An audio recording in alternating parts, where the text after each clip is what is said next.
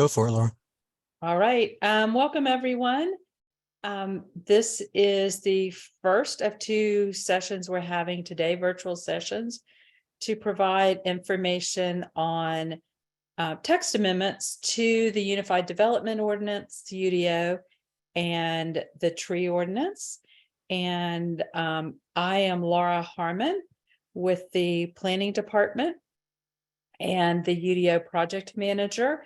And I want to introduce some other folks that are on here from the city team. We've got Kevin May with the UDO team, Alan Goodwin with the UDO team, Tim Porter, who is our tree expert, looking at Sandra Montgomery with the UDO team. Also, we have Nan Peterson, Mariah Wozniak, and Andrew Ossel. And then we've got some folks from other departments that have joined us today. We have Ellen Price with City Solid Waste and Joe Hack with County Solid Waste, particularly on the land clearing and inert debris landfill. To be here for resources for that. I don't think I've missed anyone. Someone tell me if I have. And I am not seeing, is the presentation up on the screen, Alan? Yeah, Kevin is. Sorry, I wasn't able to see it. Okay, we can go. I'm going to talk to you a little bit about the purpose of the meeting today and then hand it off to Alan Goodwin. So we want to, in advance of a public hearing next Monday, provide some general information and be able to ask questions about the 4 text amendments, again, 1 to the tree ordinance and 3 to the UDO. Tell you all the schedule for these text amendments moving forward. And also, you may be here because you have questions in general about the tree ordinance or UDO, and we'll also help guide you on how to get those questions submitted and answered. Thanks, Laura. So we'll run the meeting this way. Staff will make a brief presentation on each of the 4 text amendments that we're going to be talking about today. And we'll stop after each segment and open the floor for questions. We ask that you use the Zoom chat feature to enter your questions. And if we can answer them in real time, we'll try to do that. But if we can't, if there are more questions that we can keep up with, we'll stop at the end of each segment and go back and look into the chat and try to answer the questions as we see them entered. So that's how we're going to run today's meeting. And then at the end, we can catch up with any questions that we may have missed or any questions that you have thought of in the meantime that you've entered. We can try to go back and answer those for you. So next slide, please. At this time, I'd like to turn it over to our Chief Urban Forester, Tim Porter, to talk about the text amendment to the tree ordinance. Tim?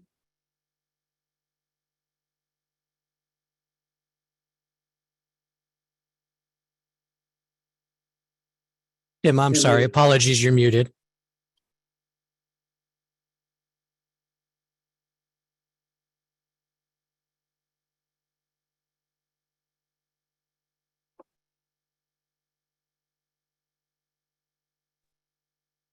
Okay, I think I'm good now. Can you hear me? Yes. Everybody? Sorry. So after and I want to summarize some of all of the basic, very minor amendments to the tree ordinance. So let's jump right in. Next slide, please.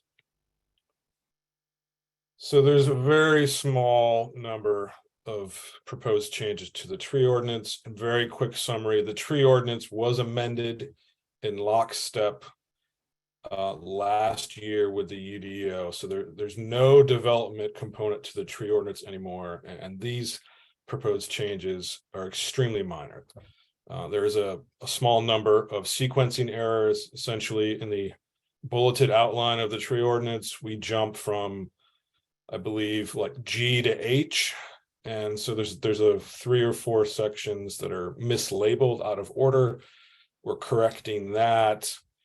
We are proposing to add the language in red, which just clarifies the intent and purpose and the authority the city has to how to use any collected civil penalties through enforcement of the tree ordinance. And this was language that actually previously was in the tree ordinance not too long ago. We're proposing to add it back in just for transparency purposes to just clarify the city can use collected fine revenue, and this is how we'll use it to apply to further the intent, purpose, enforcement, spirit of the tree ordinance related to the requirements in the tree ordinance. And that's it. That's very basic. And that's all I have. So welcome any questions. If you want to contact and ask questions offline, you can visit us at this location online, and there's some contact info on the trees page and the development center for the urban forestry team, and just forward us your questions about these proposed changes, and we'll be happy to clarify and respond. Next slide, please. And before we, next slide, we do have a question for you in the chat, Tim. I don't know if you're able to see and read that from Carolyn. Okay. Yep. What I see is who and how is enforcement going to be responsible for the tree ordinance? So just generally, there's no proposed change in enforcement of the ordinance. The city has 2 main tree groups. In general services, there's the landscape management division. That's where the city arborists group is housed, and that team manages operations and enforces protection of public trees, city trees, and street right-of-way outside of development scenarios. Within the bubble of development scenarios, the urban forestry team, which is part of the community tree canopy preservation division in planning, will be managing all UDO related enforcement tasks and duties. Hopefully that covered. Thank you, Tim. Not seeing any other questions about the tree ordinance text amendment. Let's move on. So I'd like to talk about the first UDO text amendment, number 2023-058, which we're calling a UDO cleanup text amendment. So this is a text amendment that will make minor changes to the UDO, which was adopted last August and which will go into effect this coming June 1st. There are some proposed changes in most of the 39 articles of the UDO, and the nature of the changes are as follows. You can follow along on the slide on the bulleted items. We are proposing to update language to provide greater clarity. We're adding or updating some of the graphics and illustrations that are in the UDO. We have adjusted some language to provide better consistency with North Carolina General Statute 160D. We have updated or proposing to update terminology and definitions, correct some references that were misidentified. We've made adjustments to some use permissions and prescribed conditions, and we are proposing minor changes to some of the development standards. And finally, correcting Scrivener's errors, which are things like typographical errors and so forth. So that is the complete summary of the UDO text amendment. When we adopted the UDO last August, we anticipated having to do this type of a cleanup text amendment just to catch things that hadn't been caught in previous reviews or things that have been pointed out to us as perhaps needing some adjustment post-adoption.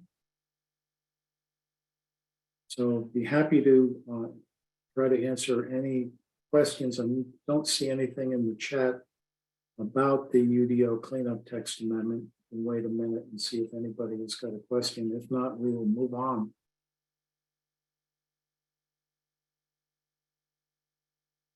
Okay, Kevin, let's move on to the next slide, please. And the next text amendment we'll talk about is 2023-057. And we're calling this use adjustments for CG, that's general commercial, and CR, that's regional commercial. Zoning districts and centers place types, those are two of the new UDO zoning districts. Next.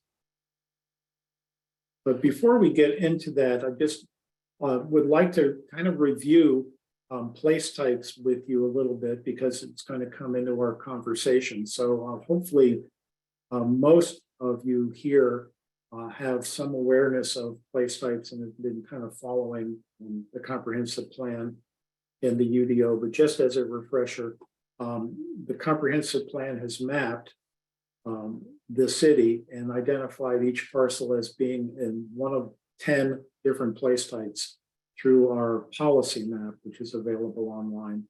And you can see the 10, I know it's probably a little difficult to read on your screen, it's fairly small, but the 10 place types, 9 of which have got associated UDO districts that we think are appropriate for use in those place types.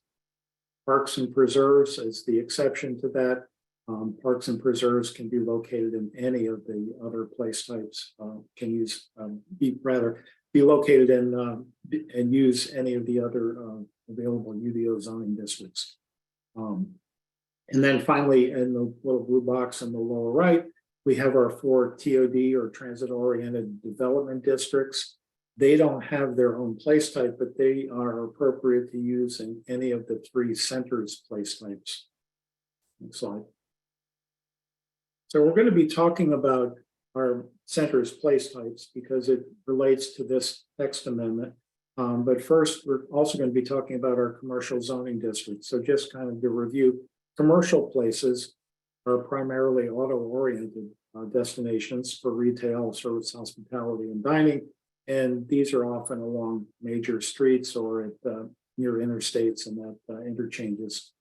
On the right are the 3 place types in the comprehensive plan and the policy map.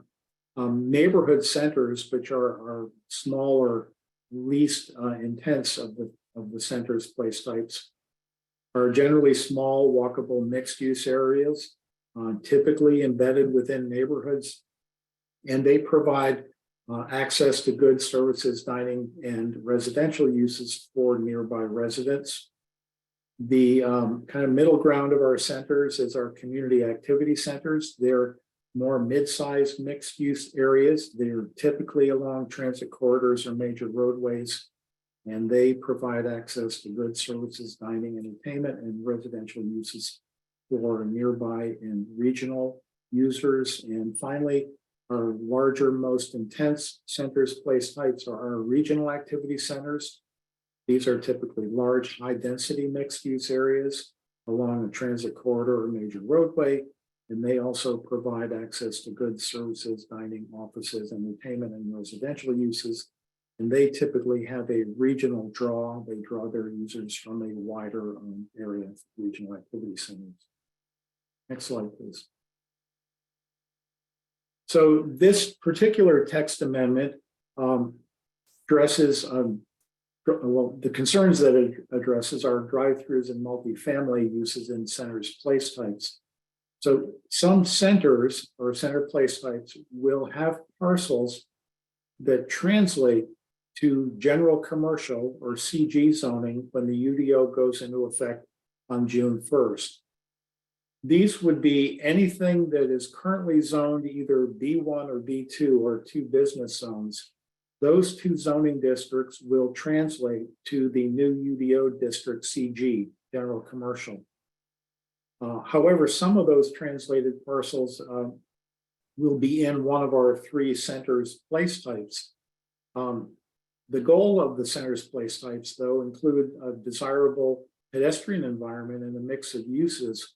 However, the CG zoning that we'll have translated would allow auto-oriented uses, such as drive-throughs, would not allow multifamily residential uses, and would not support the goals of the center's place types. Next slide. So the changes that we're proposing in this text amendment are for commercial zoning that would be either CG or CR in a center's place type, and one of those three centers place types.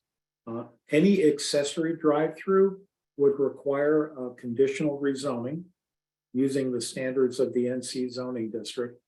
And just for reference, an accessory drive-through is that portion of a business where transactions occur directly with a customer via a service window. So a drive-up service window that's an accessory to another business. Could be a restaurant, it could be a bank, it could be a dry cleaner, it could be a pharmacy, anything with that type of a drive-through. A multifamily use would be permitted in these commercial zoning districts if it were in a center using the NC zoning district standards. And then finally, a drive-through establishment would not be allowed in a center, in a commercial zoning district in a center's place type.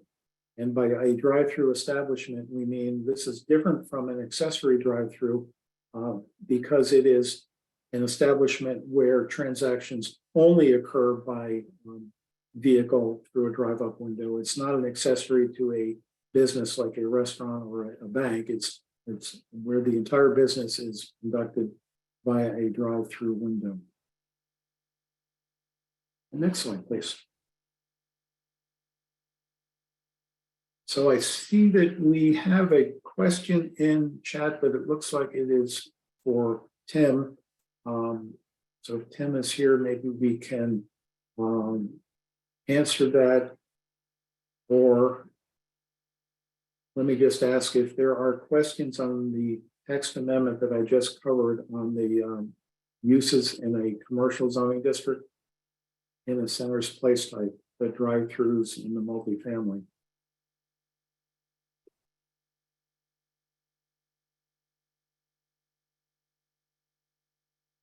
Holly, I think perhaps Tim has left the meeting. We can try to get Tim to answer that question and forward that answer to you. Kevin, can we make that happen somehow?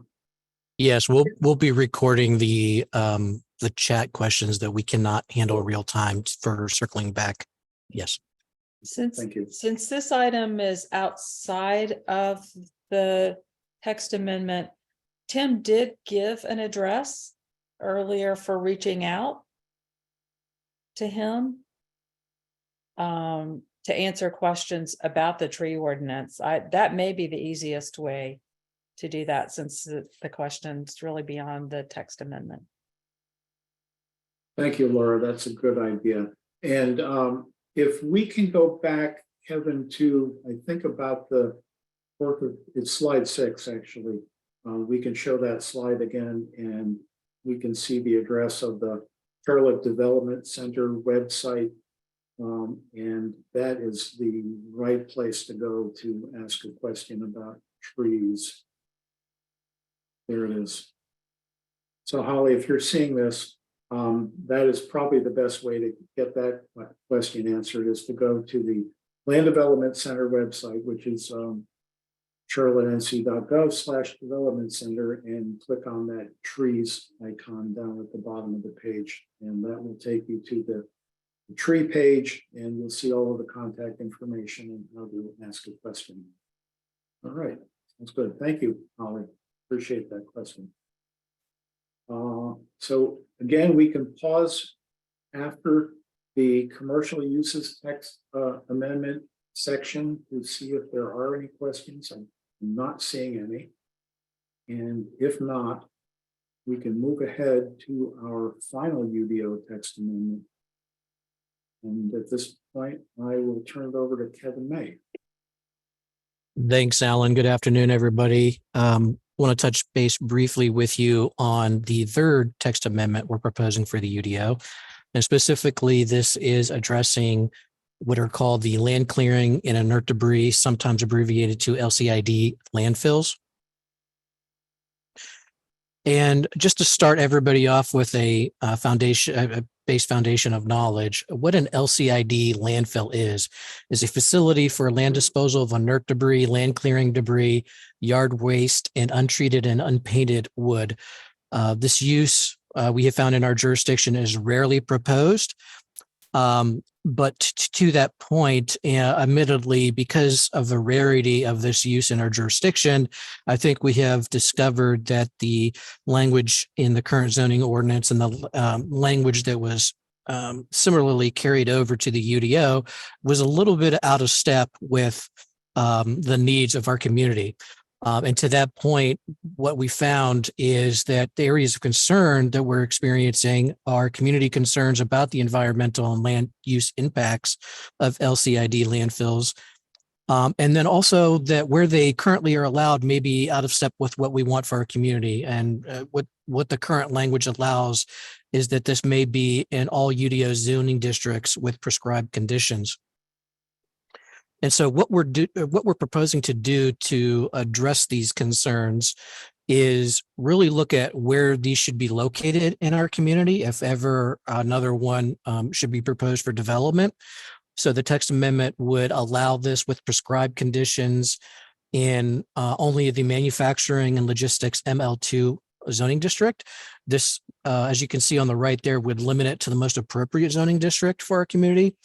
Also adding a requirement for conditional zoning, which would allow greater community input on the appropriate location and conditions for that proposed development. And then also updating and modifying some of the prescribed conditions for which LCIDs can operate. Those can include operational conditions, a liner and leachate collection system, in compliance with state groundwater and surface water requirements. I will say that the UDO team worked pretty intimately with our city and county solid waste subject matter experts so that we could fine tune our proposed amendment language to the greatest benefit of to address the concerns that we're experiencing in this use with our community. And I think, if I'm not mistaken, yes, that really is the rundown of what we're proposing to do to address LCID landfills in our community. And so just as we did before, I'd like to pause now for any questions that you may have. And really, I suppose this would be an appropriate time, Alan, I think, if there was any questions for any of the, well, except we don't have Tim on here anymore. So if there are questions regarding the LCID landfills, the UDO cleanup text amendment, or the uses for the CG and CR zoning districts, I think we could take those if you want to enter those into chat. Yeah, thank you, Kevin. And if you could go to the next slide while we're talking about questions. If questions arise that are perhaps not related to these text amendments, but if you have general questions about the UDO, there is an email address on the screen now, cltudoquestions@charlottenc.gov. And we'd ask that you email your questions about the UDO to that email address, and a staff member will answer them for you.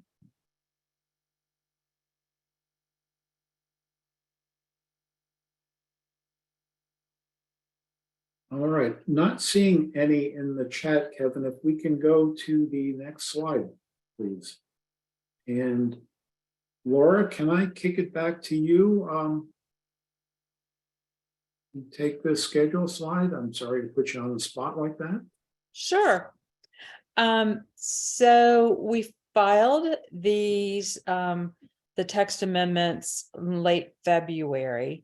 And we do have a UDO advisory committee, and I think we have a few of the members are on this call that reviewed the more substantive UDO text amendments, the LCID landfills, and the use adjustments in centers in March, and then updated the text amendments based on feedback that we received.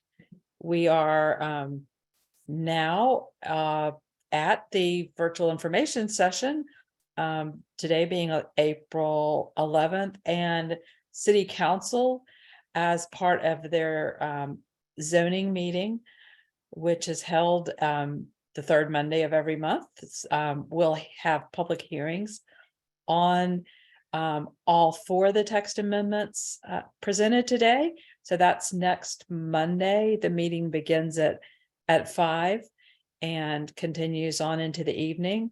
We will then be taking the UDO text amendments to the zoning committee on May the 2nd.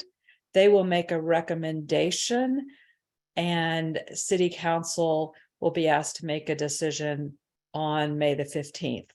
And the tree text amendment does not go through the zoning committee, but council will also make a decision on that. We're anticipating on May 15th. So that is the schedule. The goal all along on these text amendments was to have them decided on prior to the UDO taking effect on June 1st. But that's not to say that these are the last changes to the UDO.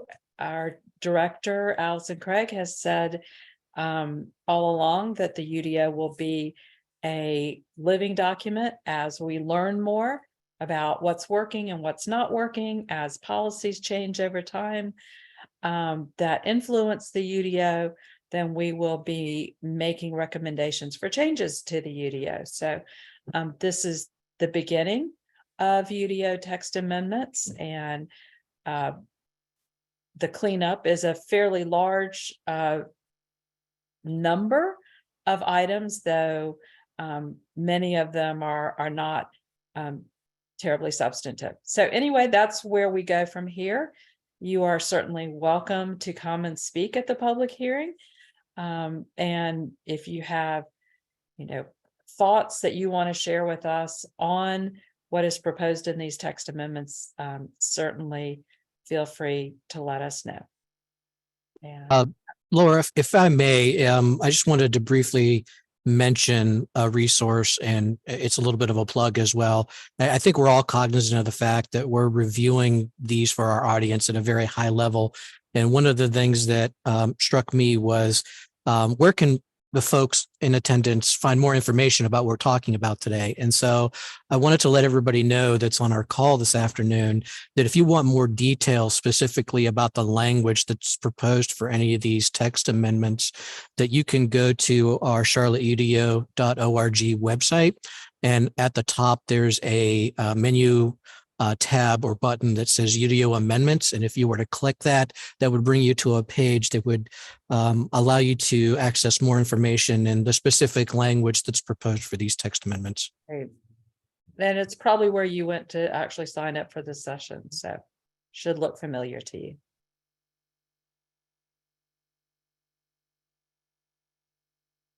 So before we sign off, any questions? Watching chat to see if anything pops up.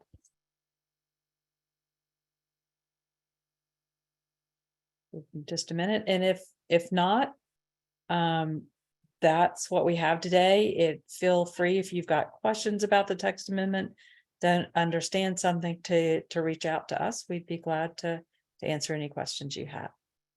So thank you for joining today. We appreciate it.